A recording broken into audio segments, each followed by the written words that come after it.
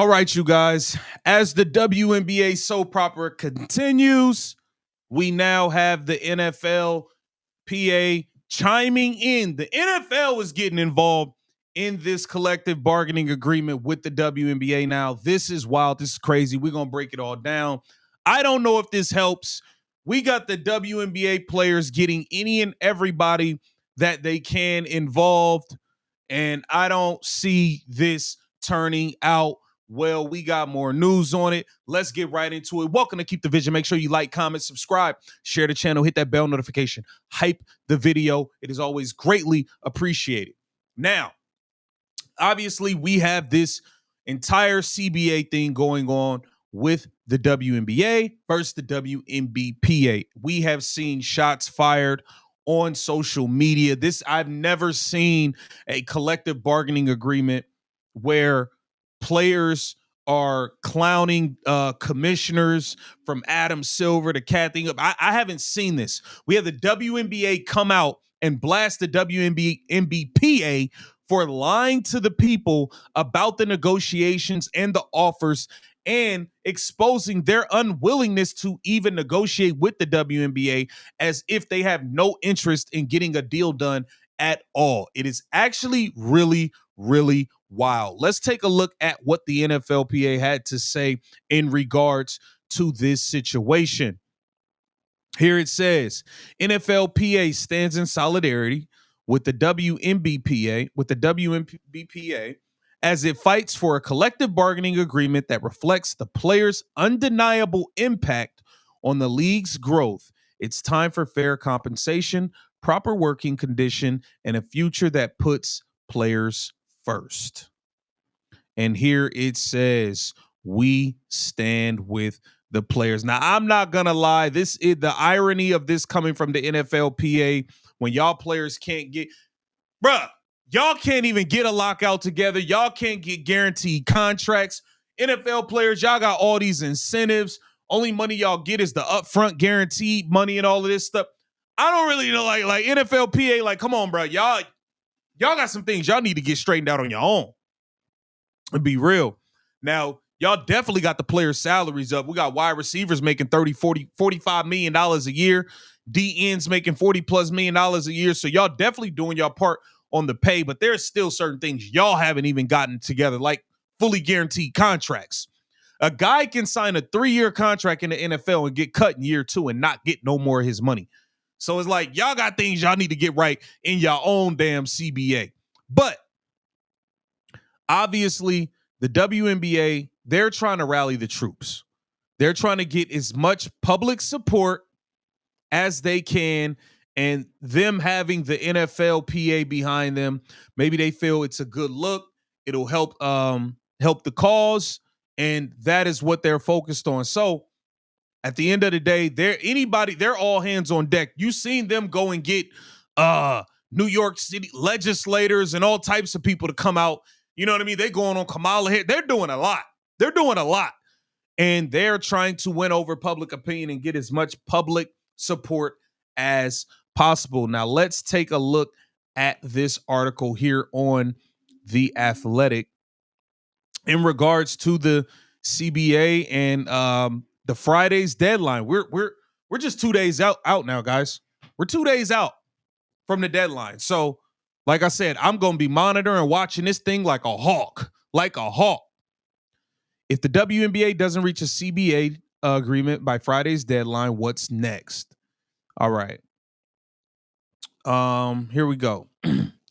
The sides seem unlikely to reach a new deal before midnight. Aaron D. Drake, senior advisor and legal counsel for WNBPA, told The Athletic on Tuesday, "We have worked hard to be able to say on Friday we did it. Unfortunately, that's not going to happen."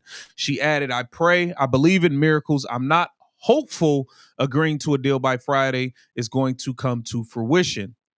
All right. So there are key differences, including revenue sharing, the salary framework, and things like that. But there's also other things that WNBA players are asking for that I think is absolutely ridiculous. Y'all asking for 24-hour security like y'all Caitlin Clark and all of this stuff was nonsense. Y'all trying to get Cheryl Swoops in them checks from 25 years ago is nonsense.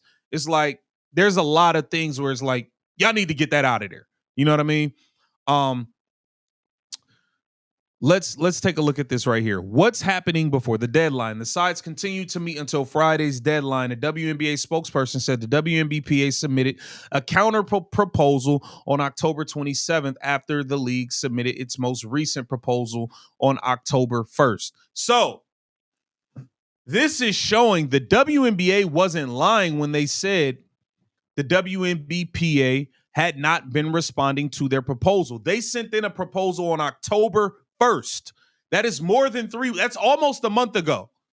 The WNBPA are just now responding and sending something else back October 27th.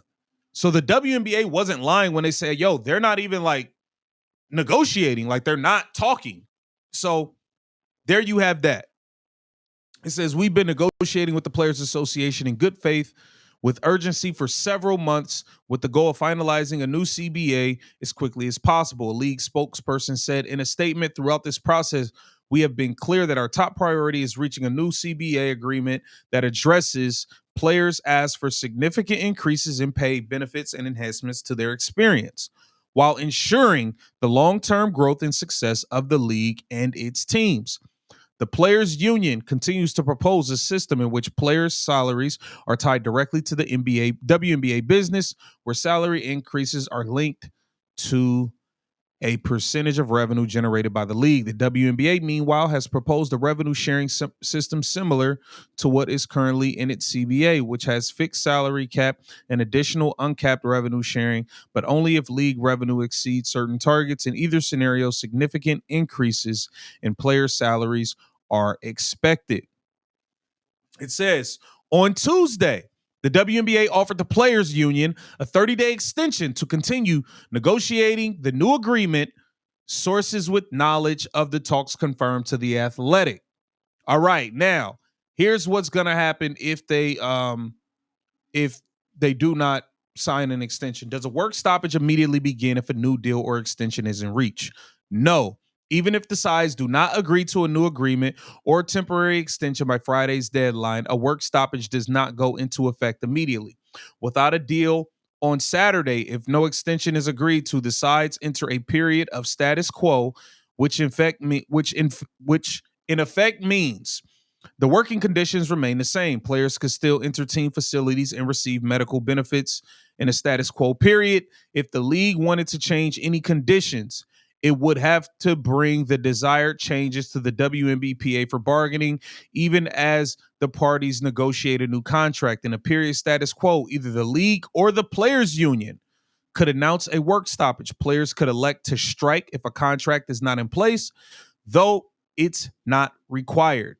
While they would not immediately miss games in a strike this fall, as the season is over, the decision to do so now will cut off formal communication between players and their team and coaches and executives, and that could create a relational rift. The league could choose to lock out players, which would prevent them from training or receiving medical treatment at team facilities, among other changes.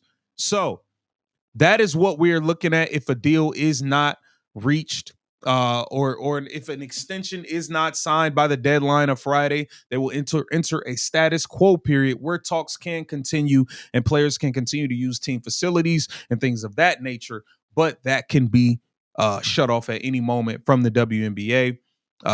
So hey, we're gonna be watching this like a hawk. I'm interested to see what is going to happen. Get down in the comments. Let me know what you think about this. This is Keep the Vision. Make sure you like, comment, subscribe, share the channel.